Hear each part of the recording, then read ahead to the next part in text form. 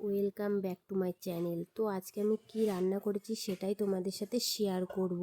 ফুলকপি দিয়ে মাছের তরকারি। তো ফার্স্টে আমি মাছটা আগে ভেজে নিয়েছি, নিয়ে কড়াইতে একটু তেল দিয়ে পেঁয়াজ আর লঙ্কাটা দিয়ে দিলাম।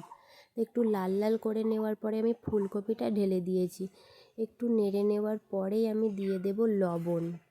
তো লবণটা দেওয়ার পরে আমি একটু নেড়ে নিলাম। একটু নেড়ে নেওয়ার পরে আমি দিয়ে দিয়েছি আদা বাটা। আদা বাটা দিয়ে একটু হলুদ দিয়ে দিয়েছি, দিয়ে একটু কিছু সময় নেড়ে নেব।